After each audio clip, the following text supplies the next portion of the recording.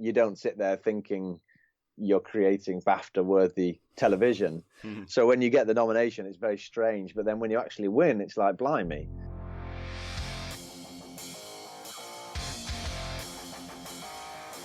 Hey, today we welcome Lindsay McCrae to the podcast to talk about his book, My Penguin Year. But first, discover your story, man, with Bay Path University's fully online MFA in Creative Nonfiction Writing. Recent graduate Christine Brooks recalls her experience with Bay Path's MFA faculty as being, quote, filled with positive reinforcement and commitment. They have a true passion and love for their work. It shines through with every comment, every edit, and every reading assignment. The instructors are available to answer your questions big and small, and it is obvious that their years of experience as writers and teachers have made a faculty that I doubt can be beat anywhere, end quote. Don't just take her word for it, man. Apply now at baypath.edu/MFA. Classes begin January 21st. You know who also sponsors this podcast? My monthly newsletter. That is going to be real important heading into 2020. So you need to heed this house ad and subscribe to the newsletter at BrendanO'Mara.com. Hey, once a month, no spam, can't beat it. So James Cameron, the famous film director, said, if you set your goals ridiculously high and it's a failure, you will fail above everybody else's rib.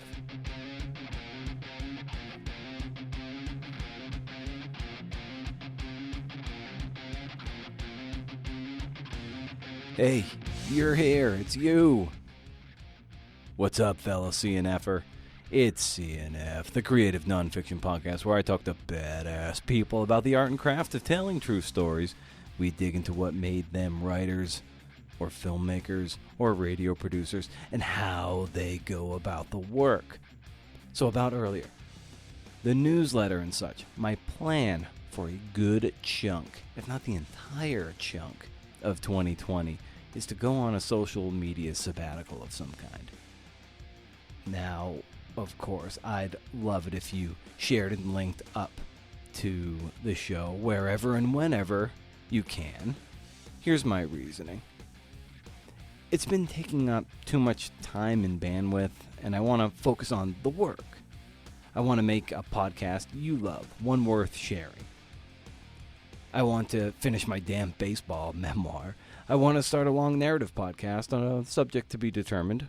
I have determined it, but I have not determined whether I want to announce such a thing quite yet. I want to do more in real life things, but mainly I want to do good work, and social media and my phone is this weird addiction I need to shake. I'm not a chronic tweeter or Instagrammer, Facebooker or whatever, but I tend to mindlessly scroll when I have that odd moment of boredom and there's nothing to do. I check the phone like a rat getting a hit of cocaine from his feeder. There's something wrong there, and I want to snap out of it. I want that energy to be directed at the work. Now, of course, I won't be a ghost. My email is very much available. Please send missives. Also, I'll communicate a lot through the newsletter. It's going to be much more robust, I think. It'll contain all the goodies you're used to, of course, but it'll probably contain things I'd tweet if I was tweeting. I'm making a list of all the sites that I tend to visit and things that I tend to stumble across on Twitter, and making a list of people's tastes I really like so I can reach out to them and ask them, hey, what are the 5 things that you've been reading, that you read this week that just kind of like blew your hair back? So thanks, Hayward. To my newsletter, to me, like, newsletter subscriber is worth maybe 100 Twitter followers, like, because you signed up. There's no algorithm. We're enrolled in this together. And I want to, going forward too, I just want it to be kind of this community. Like, I want to be able to offer really cool things. So I want to raffle off cool stuff. If you subscribe too, I get a lot of books and I donate probably 90% of them. Might as well randomly give them away to you for being part of this community. Why not? You're giving your time and your attention to this podcast, to the newsletter. I try to give as much value as I can here. But, if I can throw you a bone elsewhere, why not, right? So that's where I'm at. I'll expand more, but I want to prime the pump as we wind down 2019. Best way to stay in touch, though, is through this podcast and that newsletter. So go ahead, subscribe to both. You exhausted?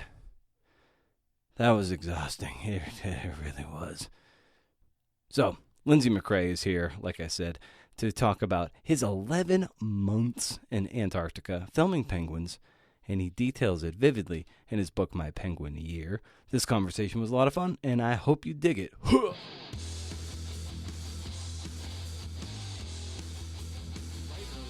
That when you were 8 years old, you kind of had this notion that you wanted to, this is what the kind of work you wanted to do. Maybe take us to that moment when you knew you wanted to be filming nature and doing this kind of work.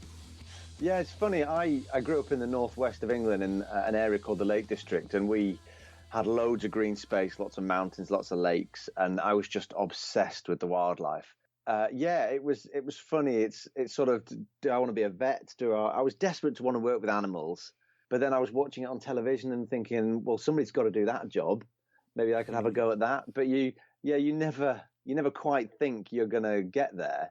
I was just a normal boy from the north of the UK, and yeah, dreams don't come true for us, but I was one of the lucky ones. And at what point did you realize that this was kind of a path you could chart? Were there people that started to emerge that was like, yeah, Lindsay, you can, if you just kind of follow this path, this is how it can unfold for you? Yeah, when I was an early teenager, I wrote to the BBC wanting them to come and film in my area because I knew the place like the back of my hand and could direct them in the direction of certain wildlife. But they did. They didn't make a film about the area. They made a little film about me because this was sort of 18 years ago now, I suppose. And for a young boy, it was kind of a funky thing to be doing. None of my mates were into wildlife or bird watching. It was just me. And it was relatively unusual. So they quite liked the idea. They made this film about me watching a family of badgers. And through that, I met a few people and kept in touch with them. And I think that was the first key ingredient, if you like, in my career, meeting some key people in the BBC that I could keep in touch with. And what were as you were growing up, like what did your parents do? Well, my dad was a builder. My mum worked in education. Neither of them were into wildlife. Where I picked it up from, I'm not entirely sure. Yeah. But they started paying interest because I was interested. But yeah, it was a weird one. I think it's purely because where I was brought up. It was such a beautiful area, and we were out in the rural countryside. So it wasn't as if I could quickly nip down my mate's house because that was a few miles away. So I just entertained myself and did so by watching the local animals. So I think that's probably how it all started. Right. Yeah, that's amazing. And once you had this itch for it, were your parents there? Were they like, yeah, let's double down. Well, let's give him the support he needs so he can pursue this. Yeah, definitely. But I think like me, they were never quite sure whether it would work or not. I actually left school at 18. I got they're called A levels in the UK, but it's the qualifications before you go to university. And I decided not to go to university, which thinking back was a pretty bold move. But it was in that first year I had no work whatsoever. In fact, I started working behind a bar. It was in that first year that the BBC offered me a job, and all I was doing was making cups of tea and doing the shopping. But it was a foot in the door and meeting yet again more people. And what kind of, as you had that foot in the door, what kind of notes were you taking, figurative or literally, as you were in that door, but not doing the concrete work that you wanted to eventually do? Yeah, well, I remember my first job at the BBC. It was for a program called Spring Watch, which is a live 3-week event, and it's live on the television every evening for an hour. And my work would be, there'd be pretty long hours. I'd be working from 8 a.m. until about 10 p.m. non-stop, and just doing whatever anybody wanted me to do. I was a sort of dog's body on the production. So my only spare time was pre 8 a.m. And obviously the best time for wildlife is early in the morning. So I'd go in early. You're talking 4, 5 o'clock. Wow. in the morning, and I'd be finding stuff and seeing stuff and ringing the producers and ringing the camera people saying, look, I found some cool stuff, come and film it.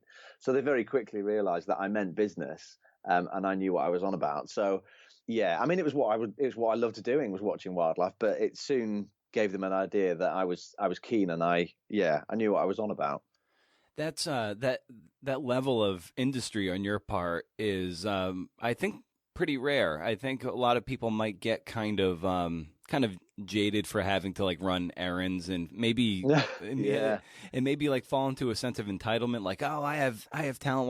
Why aren't I doing the thing? But like you kind of off the clock, you're already working like a 14-hour day, and then on top of that, you're going out and scouting and finding things for them to do. So where does that come from? Well, it's just what I love doing. I don't feel as though I've ever worked a day in my life, because everything I do with wildlife is what I want to do, and it's what I enjoy. So even though I was finding stuff for the guys to film, I was seeing this amazing stuff as well, and that was all I wanted to do. So it was win-win, really. Mm. And you also write that there are, challenges and thrills of working freelance, and of course there's you can kind of pick your spots, but at the same time it can be unpredictable. So what was that experience like as you started transitioning into your freelance chapter of your early career? Well, it's interesting, really, because I've never really known anything other than freelance. Even that first job at the BBC, it wasn't freelance, but it was a 5-week contract. It was nothing really. So yeah, it's funny. I hear all these people that worry about going out into the freelance world from security, and I've never actually experienced that security. So yeah, I can't really comment. I mean, I've been quite lucky. I don't feel nervous as a freelancer. I quite enjoy it, but I can imagine if I was to move into it from knowing what was happening, that it would be quite tricky. But yeah, that's all I've known. Yeah, and how do you maybe chart those waters and like fill up your calendar with jobs that sustain you and your family, also, but also creatively, and as you try to pick those spots and continue to make a living doing the thing you love? Yeah, I'm cool. Well, I'm quite lucky, really. I can pick and choose what I like, and there's not a lot of wildlife which I don't want to see. Yeah, anything that comes my way, I'm pretty keen. But yeah, it is tricky, and like you say, you can't plan your year. It's almost impossible, just because a lot of trips can jump around. Times can change depending on either the wildlife or the weather. So yeah, it is tricky, and my wife and I very rarely are able to plan anything, because I can't come back from Brazil, say, for just one day to go to a wedding or a friend's party just to go back again. So you end up missing it. So yeah, it is a difficult lifestyle, but on the plus side, I get to see this amazing wildlife all the time and get unprecedented access. And as a videographer and cameraman, early on, what were some growing pains that you might have experienced as you were developing your skill set? I don't know, really. I started very young. So when I made that first film for the BBC, they actually lent me a camera, and that was my first experience with a camera. It was what I wanted to do, but I had all my interest and expertise was on the wildlife. So they lent me this camera. I had to give them that back, but very quickly managed to save up and buy myself one. And from then on, so from my early teen years, I'd be filming as much wildlife as possible and sending tapes to these people in the BBC, and they'd be commenting and advising on where I could improve. So by the time I got to sort of 18, 19, I had a fairly decent idea of what I was doing. But still, I assisted experienced camera people, and very quickly you learn just by watching them. I can't say what you learn, but it's almost instinct on their part, and me learning is almost instinct on my part. So yeah, it just rolls along. Right. And I always like to sometimes piggyback off of sport metaphors of like even the most elite athletes they've got all the physical talent, but some of even those elite athletes, they spend some of the most time watching film and studying and that kind of thing. And who might you be able to point to who is just like such a great videographer, but they also did like this unseen work that made them all the more better, all the more elite? Well, there's a couple of camera guys in the UK that are still filming now, but I grew up watching. One guy's still filming, but he's retired. He's a guy called Hugh Miles, and he was probably the greatest, in my opinion, the greatest wildlife camera person that's existed. I think he's in his 70s now, but there was him. There's a couple of guys still working that are in Scotland, and they're all very, very keen and passionate about their wildlife rather than the technology. And that's always been my feeling. It's always been wildlife first and then sort of camera kit afterwards. I'm not a very technical person at all.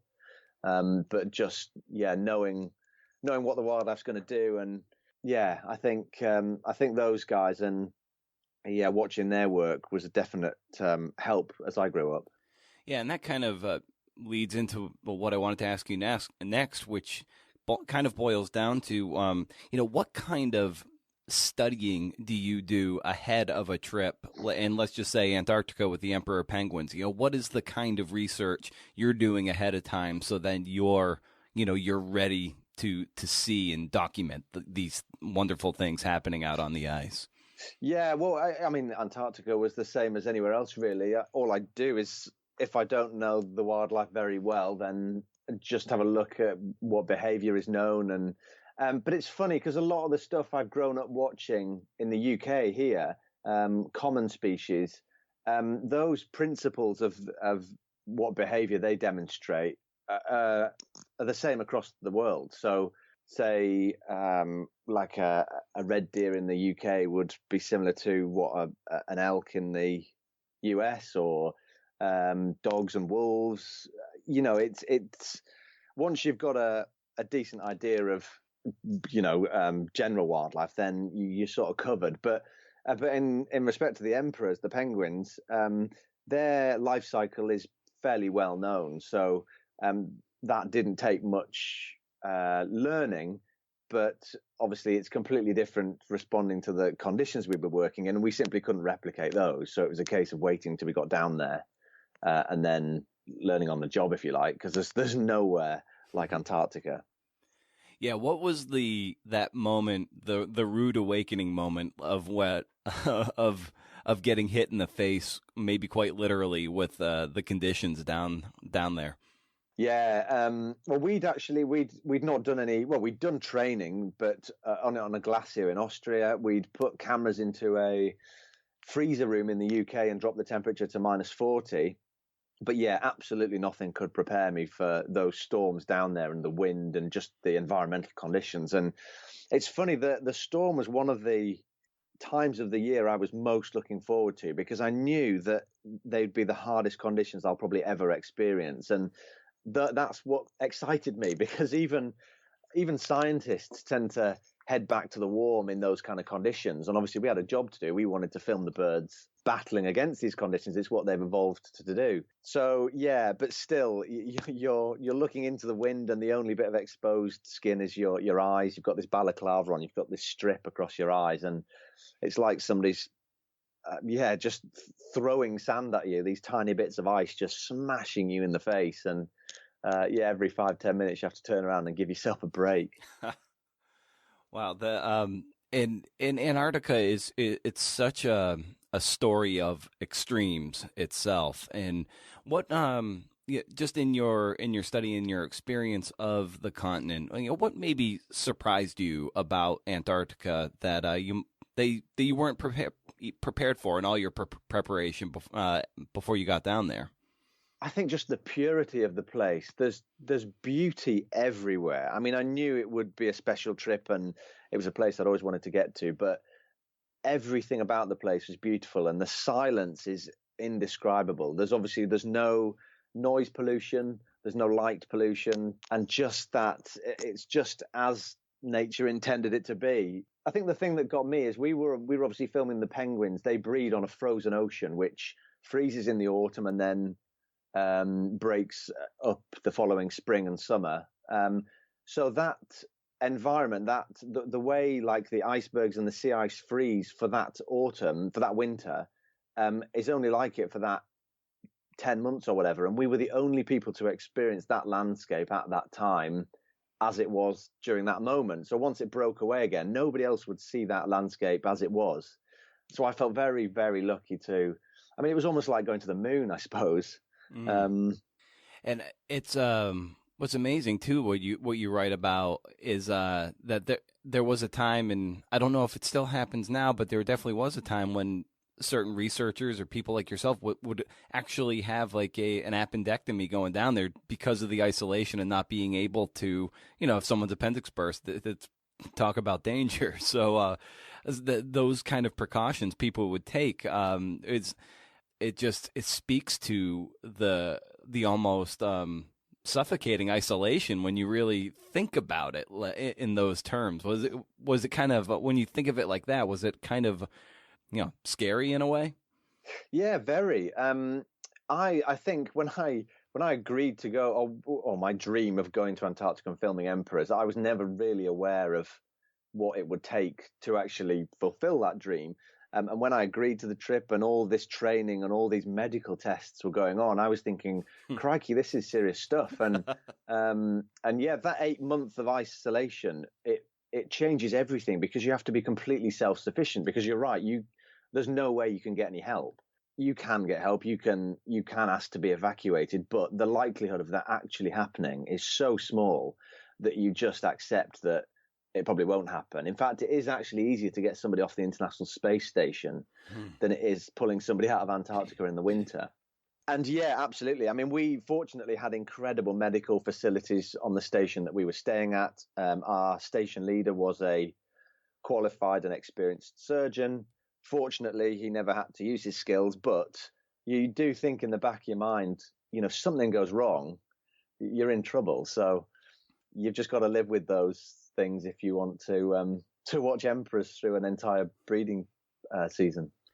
And how do you mentally approach the isolation? And maybe at what point does it start to erode at your psyche a bit? I didn't really think about this until the couple of months leading up to leaving, and I really started to struggle. We'd not been tested at all mentally whether we could cope with being isolated, knowing we couldn't get home. And that couple of months leading up to leaving, I really started thinking maybe I'm not quite ready for this, and thought about throwing the towel in. Fortunately, I didn't, but it just sort of dawned on me, it was more that I was leaving people at home. Like I had a wife, and I was thinking, crikey, I'm not going to see her for 11 whole months. But once you get down there and you get busy, we had good internet. And what did help, we were on the same time zone. So you can pick up a phone whenever you want and call home. So that did make life a lot easier. But still, there are some incredibly tough days in the middle of winter where you just want to get out, but you can't. But we had a great team. There was 12 of us in total that lived together for that 8 months. And we didn't have one argument. We all got on incredibly well. We looked after each other. And that's what made the difference, I think, at the end of the day. Yeah, and you also write that you were kind of the resident prankster. So to that point, what were some of the pranks that you were doing to foster a sense of camaraderie and also probably and levity? Yeah. I just loved playing jokes. I mean, it's just me anyway, but especially down there and keeping people's morale up. One thing I did have difficulty with wasn't actually a prank at the end of the day. It was the day I became a father. So I became a dad in the April, and I'd not told anybody on the station, but I'd been relentlessly playing jokes up until this point. So when we sat down for dinner that evening and I informed everybody, look guys, this is my new little boy, no one believed me, and it took me a good hour to convince everybody that that I wasn't joking.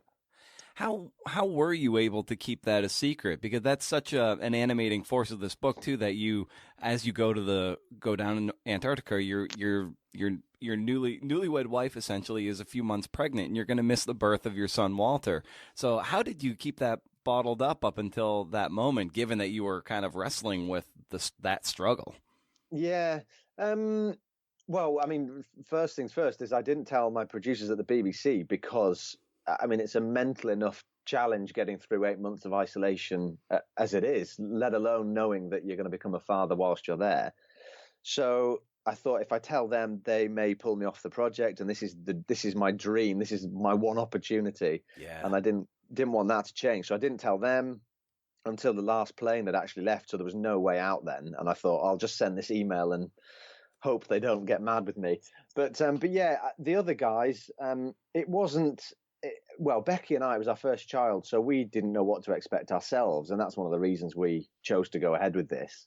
I think if we knew what was coming our way, I probably wouldn't have done the trip. But it was a first experience for both of us, so that's why I went ahead with it. And the other guys had their own worries. You know, they'd left home as well for over a year, and I didn't want them worrying about me, knowing that it wasn't their problem. So I just kept it to myself, and when it happened, it happened, and let them all know. And I mean, they loved it because it was sort of a little nugget of normality, if you like, into our extraordinary year. And they were they were party animals, the rest of them. So it was a great excuse for a few drinks that evening. And there's a moment in the book too where you're watching the penguins, and I believe you miss the transfer of an egg from the mother to the father, and you were like transfixed by it. But then also, like, once that moment receded, you're like, oh shit, I missed this, and like there's that moment of kicking yourself. What was that moment like, and how do you process that and maybe recover from it so you don't dwell on it and you can get the next one? Yeah, well, the moment was actually an egg being laid. Okay. Yeah. But yeah, it's all part of the same process, because within half an hour it is transferred to the male, and the female heads off. But the egg laying was one of the key bits of behavior I wanted to capture, because it hadn't been done properly before. I'd scoured the internet trying to find footage of emperors laying eggs, and I just couldn't. And I knew that it was a key part of our film. We couldn't really demonstrate emperors reproducing without shots of them laying eggs.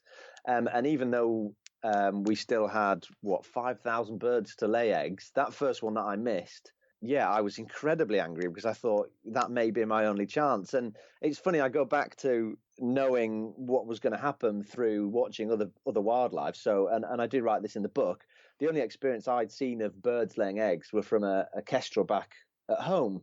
Not many people see wild birds laying eggs. It's a very private affair. But me watching that kestrel a few years before Antarctica was the only bit of, or it gave me the only clues in my head of what to look out for. Anyway, I missed that first emperor laying an egg, but very quickly noticed which birds were about to lay eggs. And fortunately, we ended up getting getting 5 or 6 shots of egg laying, but it wasn't easy.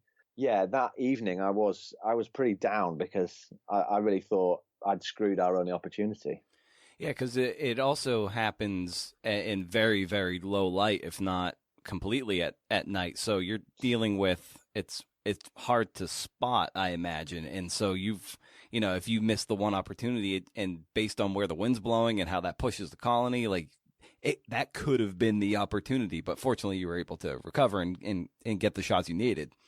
Yeah, it's funny because the only part of the breeding process that had happened by the 20th of May, which is when we lost the sun, was mating. Everything else happened in that period of, it's not completely dark, but certainly very, very short days. For 62 days when we don't have the sun, you've only really got a couple of hours over midday where the sun comes close to the horizon and gives you enough light to be able to film. And yeah, all that behavior happened during these 2 months. So we were under a bit of pressure during the winter, but yeah, we had the kit to be able to help us out. And it's interesting, the last time the BBC, I think, overwintered in Antarctica to film emperors in this way, they were all still on film cameras. So a lot has changed since that last trip. And fortunately, we had access to an incredible amount of technology during our trip. And what kind of struck me too about just the process of you guys, getting all this tape and all this film was it made me wonder if the film, their script and their narration is based solely on what you're able to capture, or if you're given a rough script of this is what we want to talk about, please capture this if you can. Like, how does that work for the final package? Yeah, well, and this was slightly different because the series that we were working for was a series where each program was focusing on an individual family of animals, and that same family, rather than jumping across the planet filming just key bits of behavior from different species. So we were obviously given we were given a shopping list, if you like, of emperor behavior. So that included mating, egg laying, the transfer of the egg, the males huddling. This is all behavior which is well known in emperor penguins, and it's a story that's been told numerous times before. It wasn't new.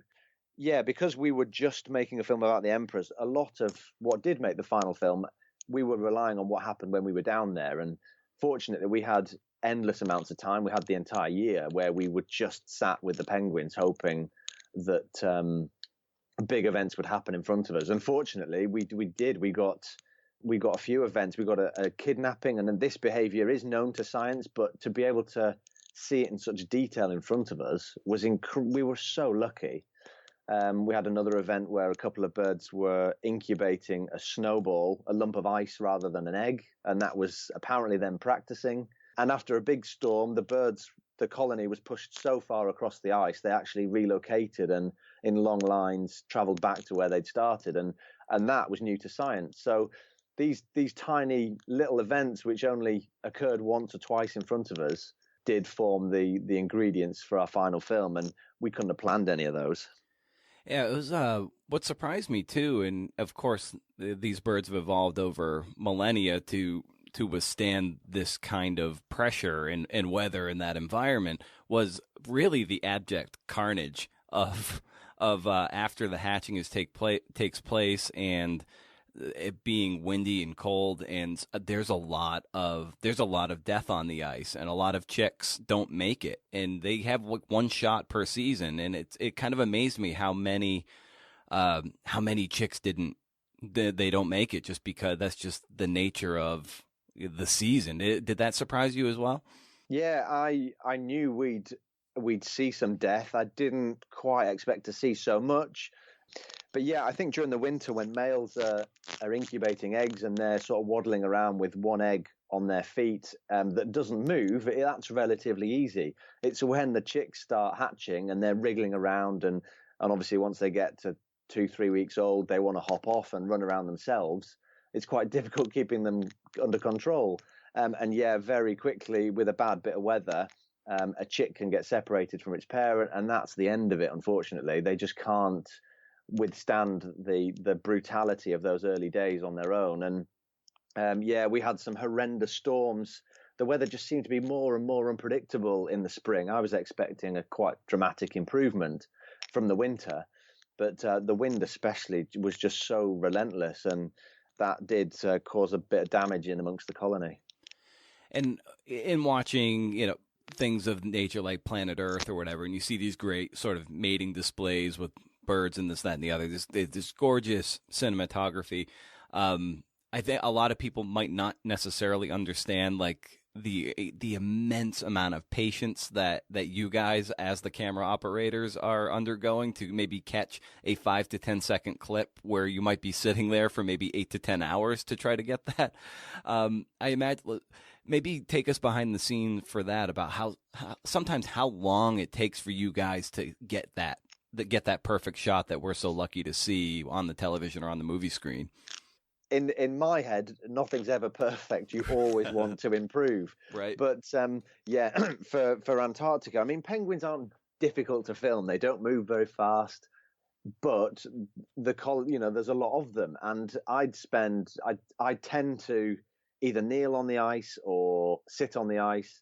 The camera, we'd obviously want to be very low just to generate that low perspective, and that would mean me bent over quite a lot in temperatures that would drop to -50, nearly -60 with a bit of wind for hours and hours on end. And yeah, I'd sort of focus on Well, just to give you an example, a couple. So maybe trying to capture a couple, either laying an egg or transferring an egg that could take a while.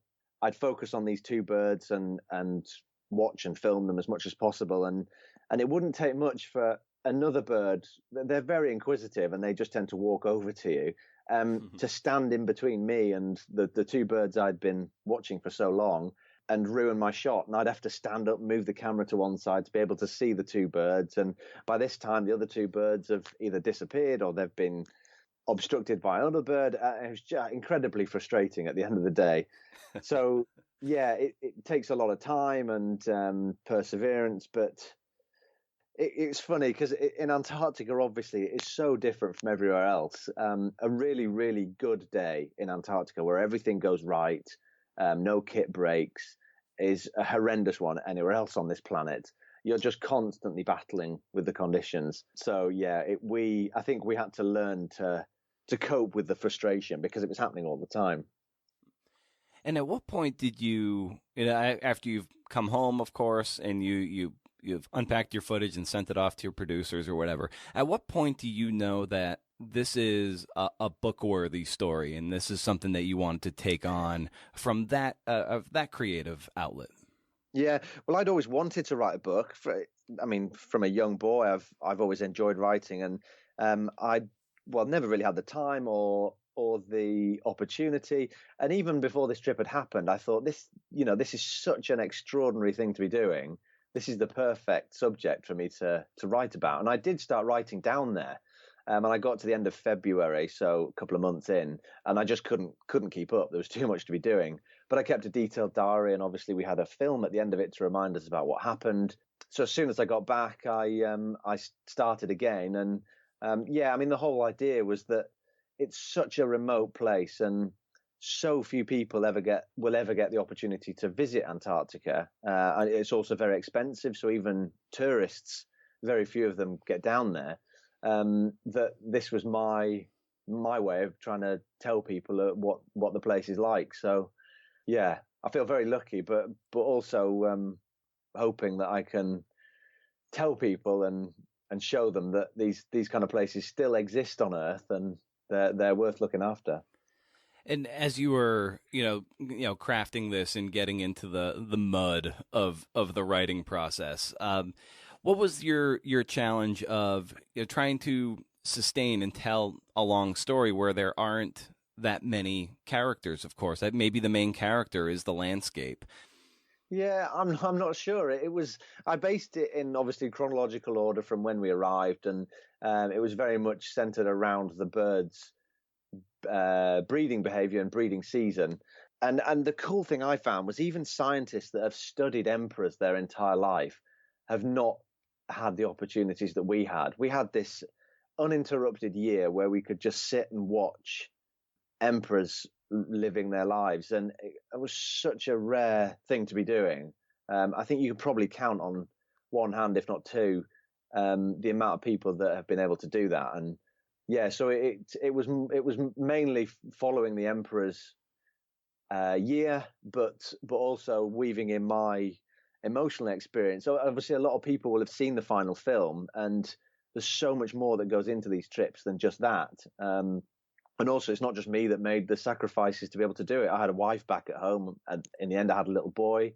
And without these people, the trip wouldn't have happened. So, that was the main thing behind the book, really. Yeah, and one of the more harrowing scenes in the book, of course, comes towards the end, where you guys have made some. You've filmed what's going on. A big storm comes through and blows a bunch of pairings and families basically into this gully, and you guys have a decision to make. So maybe take us to that moment, because you guys really wrestled about what to do. Yeah, we'd been with the birds probably 10 months at this point, and we knew them incredibly well. We cared for them. We'd been through almost everything with them ever since they arrived back in the March, and we arrived back to the colony. We'd not been able to get to them for a couple of weeks at least, with just the most horrendous storm that came through and just didn't relent. And this was right in the middle of chicks hatching, so a real key time of year for them. And it was carnage when we got back down to them. There were chicks running around. There were dead chicks everywhere. There were parents looking for chicks they'd lost. And then there were these massive gullies where birds had been blown into them. And obviously our first job was to work out what was happening. This was a really unique event that we didn't expect was going to happen. And we needed to document what was happening. That was our job, first and foremost.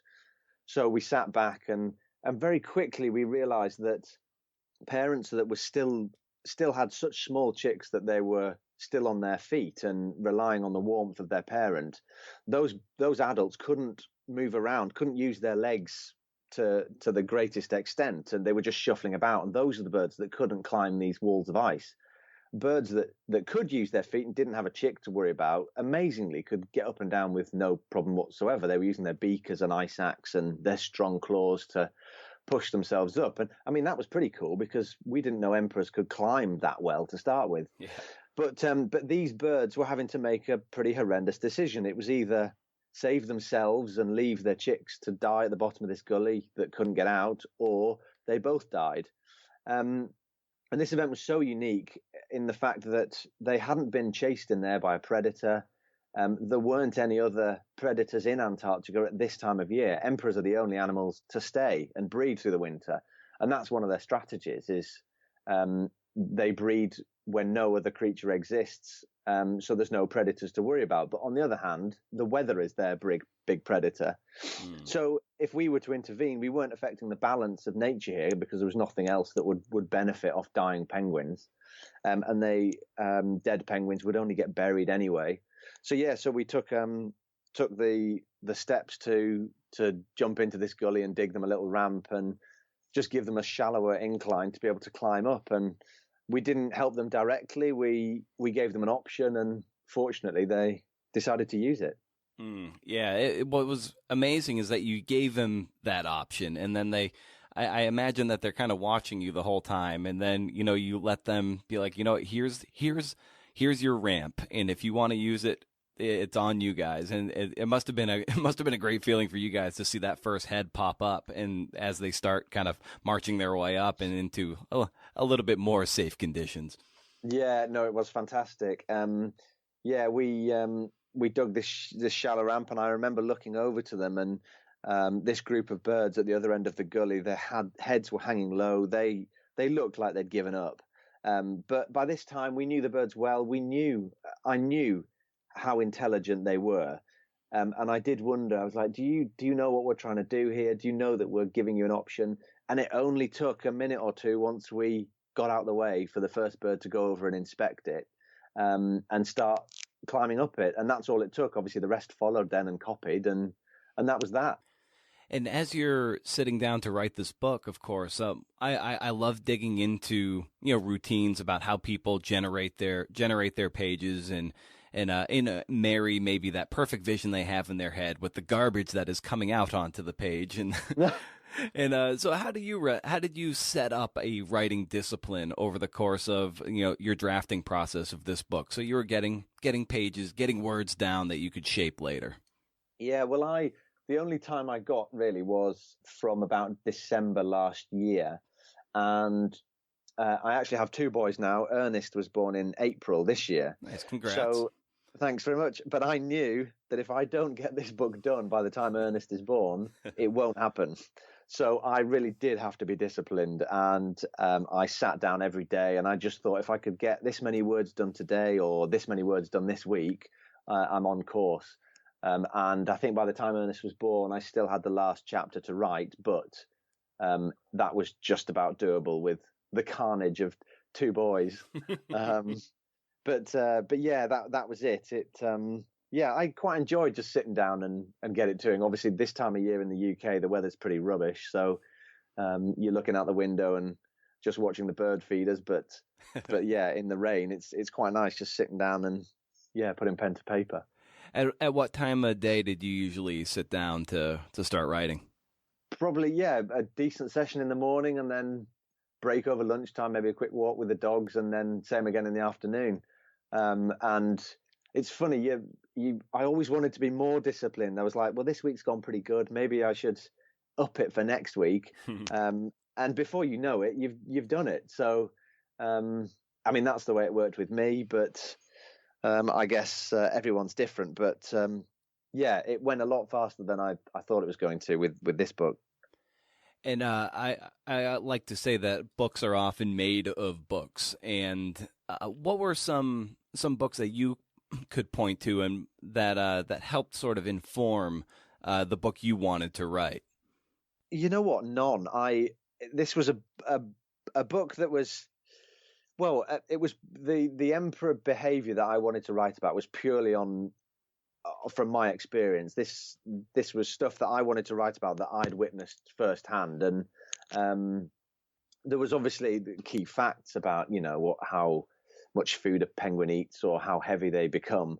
But what I wanted to make this book is from the perspective of one of very, very few people that has actually seen all these events with their own eyes.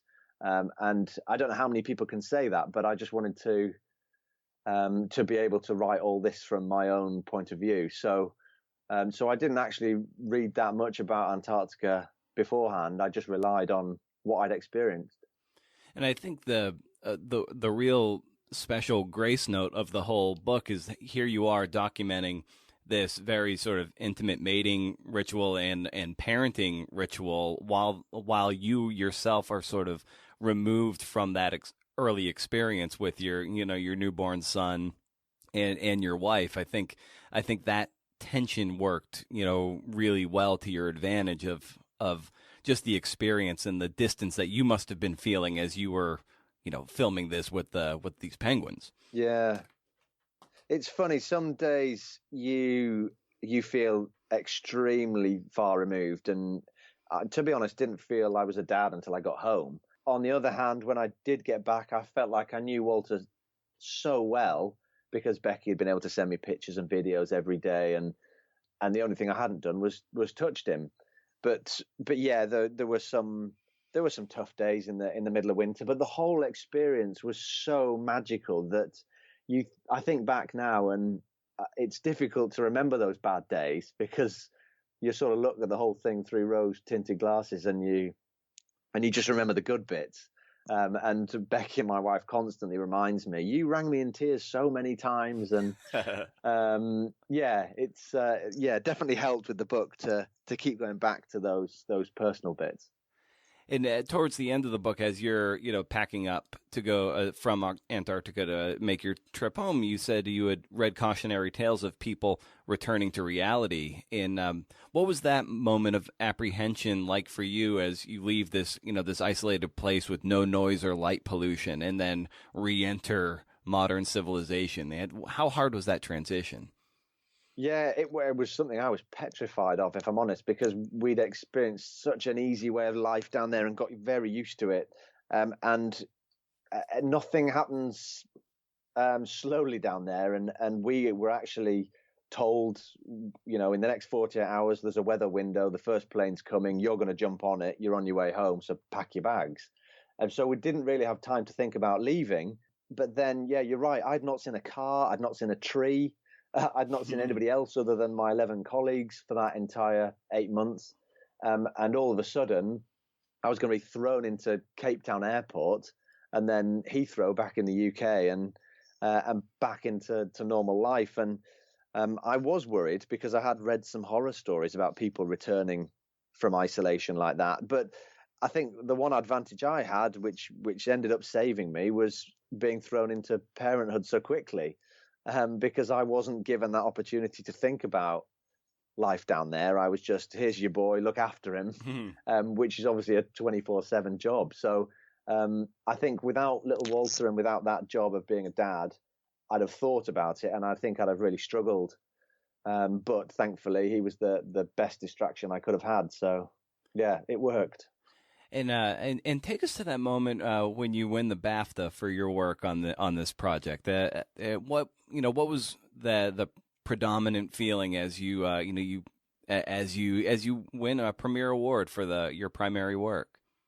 Yeah, very very strange. We obviously do this because we love wildlife. You don't sit there thinking you're creating BAFTA-worthy television. So when you get the nomination, it's very strange. But then when you actually win, it's like, blimey.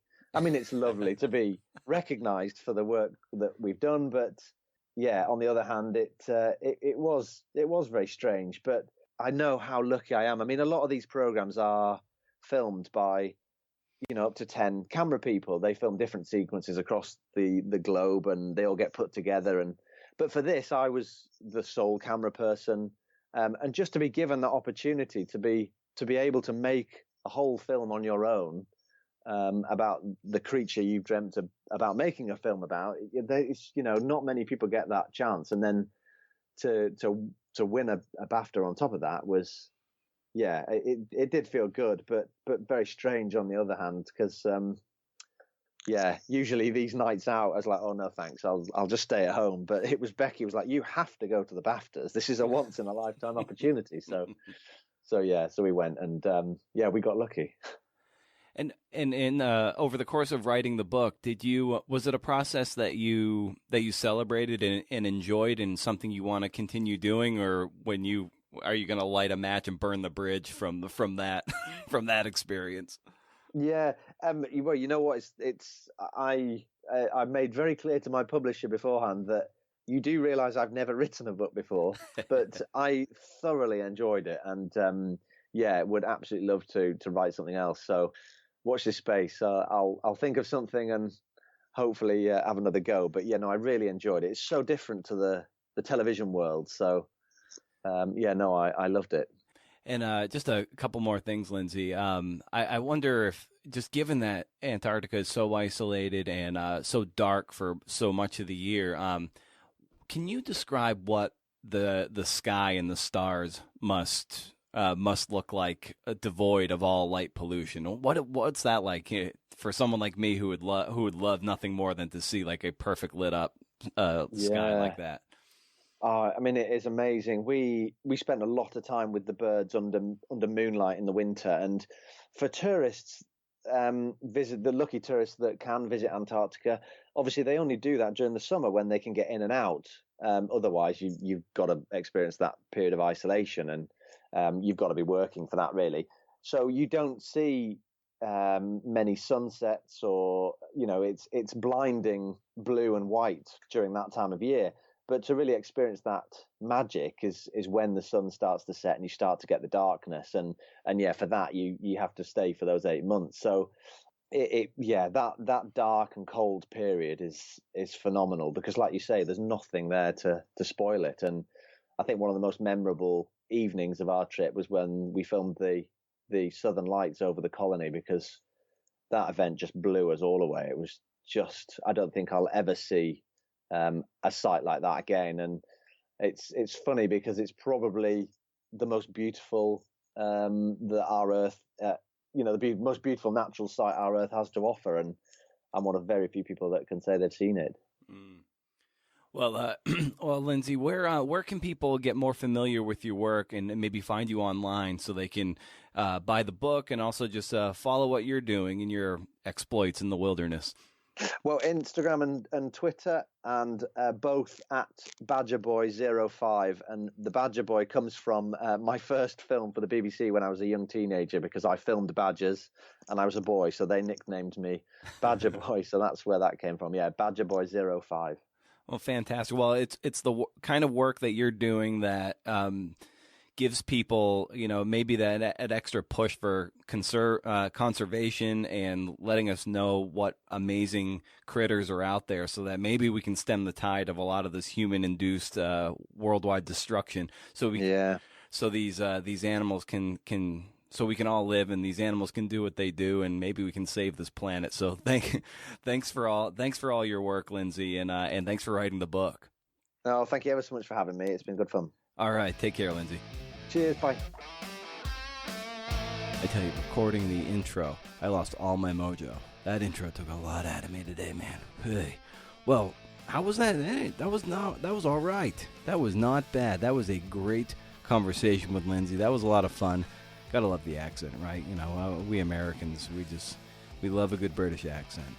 So thanks so much to Lindsay, and thanks to PayPath, of course, for supporting the show, and thanks to you for listening. I don't just say that offhandedly and dismissively like so many other hosts do. I am figuratively on my knees. Thank you for your time and listening. Like I said at the top of the show, be sure to subscribe to the newsletter, BrendanO'Mara.com, hey, and join that community, first of the month. Also, subscribe to the podcast. I mean, why not, right? It's free. We want to keep fostering greater connections among the CNF and genre. If you're feeling kind, leave a review on Apple Podcasts. We're getting close to 100. Can you believe it? Let's do this, man. Let's get to the finish line. Hey, some things, they never change. Like if you can do, interview. See ya.